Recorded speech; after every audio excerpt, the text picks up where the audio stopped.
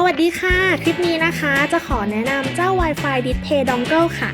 ตัวนี้นะคะมีหน้าที่ง่ายๆเลยนะคะในการนำภาพจากหน้าจอมือถือของเรานะคะขึ้นบนจอโทรทัศน์ทีวีจอแบนได้ทุกยี่ห้อเลยแบบไร้สายนะคะที่สำคัญเนี่ยเจ้าตัวนี้นะคะเป็นรุ่นใหม่ค่ะนะคะสามารถเชื่อมต่อได้โดยไม่ต้องใช้อินเทอร์เน็ตบ้านเลยเดี๋ยวเราจะลองเชื่อมต่อนะคะภาพขึ้นบนหน้าจอโทรทัศน์ให้นะคะทำให้พี่ๆเพื่อนๆเนี่ยสามารถดูหนังเล่นเกมฟังเพลง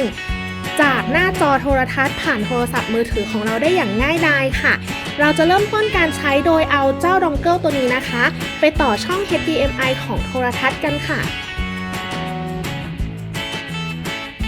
เมื่อเราต่อเสร็จเรียบร้อยแล้วนะคะโทรทัศน์ของเราค่ะก็จะขึ้นหน้าตาแบบนี้เลยนะคะตรงนี้นะคะที่เป็น SSID นี่นะคะจะเป็นชื่อ Wi-Fi Display ค่ะ Wi-Fi Display ตัวนี้จะชื่อ BF4B A8BC นะคะแล้วก็ตัว PSK ข้างหลังของเขาตรงนี้นะคะจะเป็น Password นะคะคือ1234567ค่ะวิธีการเชื่อมต่อนะคะก็ง่ายมากๆเลยนะคะนำมือถือของเรามากดเปิด Wi-Fi ค่ะแล้วก็เลือก Wi-Fi นะคะที่ชื่อของเขาเนี่ย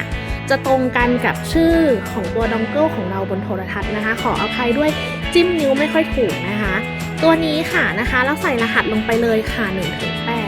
8 7 และ 8จากนั้นกด Connect ค่ะง่ายมากเลยค่ะทุกคน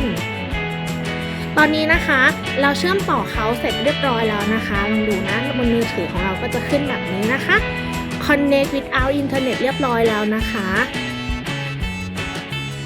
พอเราเชื่อมต่อตัว Wi-Fi Display ในชื่อเดียวกับที่ขึ้นบนหน้าจอโทรทัศน์ของเราแล้วเรียบร้อยนะคะ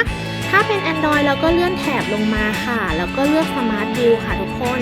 พอเลือก Smart View เสร็จแล้วนะคะเราก็กดตัวนี้แล้วก็กด Start Now ค่ะแล้วก็รอเขาเชื่อมต่อสักครู่นะคะในโทรทัศน์ของเรานะคะก็จะขึ้นจุดสลับไปมาแบบนี้นะคะเป็นการแสดงว่าเขากำลังเชื่อมต่อมือถือของเราเพื่อขึ้นผ่านหน้าจอโทรทัศน์อยู่ค่ะตอนนี้ได้เรียบร้อยแล้วนะคะดูหน้าตาของเขาจะเหมือนกันเลยนะคะเราก็เปิดแอปที่เราต้องการจะเปิดได้เลยค่ะในที่นี้นะคะอาจจะเปิดเป็น YouTube ค่ะทุกคนถ้าสมมุติว่าภาพหน้าจอที่ขึ้นอยู่นะคะมันยังไม่เต็มโทรทัศน์ค่ะเราสามารถกดตรงนี้เลือกตั้งค่าค่ะแล้วก็ให้เป็น Full Screen นะคะแล้วก็กดออกได้นี่ค่ะภาพก็จะกลายเป็นเต็มหน้าจอโทรทัศน์แบบนี้ค่ะทุกคนง่ายมากๆเลยเพียงแค่นี้นะคะการอยู่บ้านของเราก็จะไม่น่าเบื่ออีกต่อไปค่ะ